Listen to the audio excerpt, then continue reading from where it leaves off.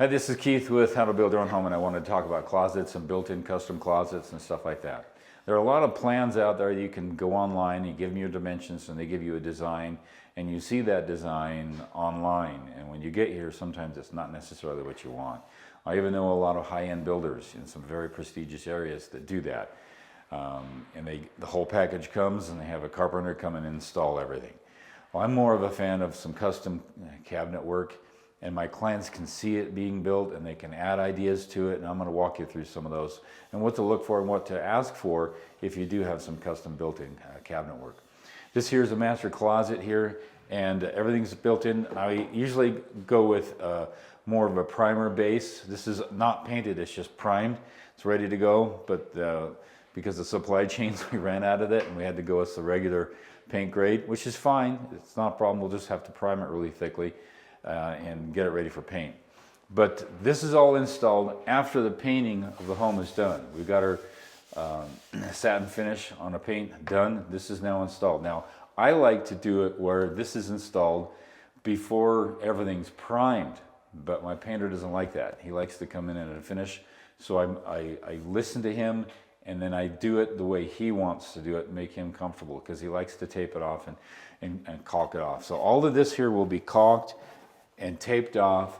He'll come in and he'll prime everything, and then he'll paint everything, and it's going to look marvelous. A couple things you want to look for. What I like to do, which is not installed at this time, is that we'll actually put another kicker here, and we'll put a brace up here for additional support. So if you know you're going to put a lot of weight on the shelves, it's not a bad thing for additional support. There are some brackets you can put in that are dead center, and you got a hook right there, and you can hang your clothes that way.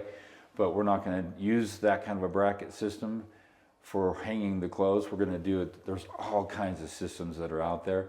My carpenter sent me several pictures, and I go, yeah, that's good. Let's do that one in bronze. So he's ordering it. It'll be when we do a finished walkthrough of the whole home, I'll actually show you that. But I actually like to have some additional kickers, so just have him put a kicker down there, and you can find some additional brackets for additional support, which are installed after everything's painted, because you don't need those painted. They'll come white, black, bronze, whatever. There's all kinds of bracket systems that are out there. A couple things to look for in closets. When they install these, this here's a shoe rack system. He actually glued them, and you want everything glued. You want your trim up here, which is where your shelving is being held on there. That's glued to the wall, and the board on top of it is glued as well. If they're not going to do that, it's not going to be as strong or as sturdy. So I just get some liquid nails, and I make them glue the back of that, and every time there's a connection with a wood connection, everything is glued. It makes for a sturdy build over a long period of time. And then over here, if you look underneath here on the cabinet work, he's actually screwed the bottom parts, and he's going to actually put some caps on there. So rather than get typically they'll get a clamp, and they'll clamp these together as they're building it, but he's got them screwed in there, and you can see that underneath each one of those. In fact, all the cabinets are all screwed together, and we'll put some caps on those, and you can see them underneath the cabinet work. The last thing you want to keep in mind is we couldn't quite do it the way I wanted to do it, but you want to keep some room open for the flooring. So we're going to have a glue down floor here, a wood floor, and we had to create just enough space so that floor can get underneath the cabinet. But of course, this one here is a support, and we've got a support way over here, and we've got a support over here. But at least the floor installer, who's out there working now, he doesn't have to work around these three cubbies. He just has to work around these, and it makes it a better install for him. We got to do the same thing over there on that.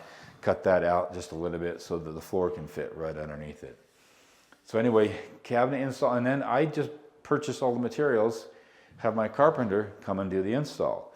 If you have your carpenter get all the materials and do the install, they'll typically charge a little extra for getting it, doing the cut list, picking it up, dropping it off, that kind of stuff. So find yourself a good carpenter. I've got a great one. I'm not going to show you who he is. He's awesome.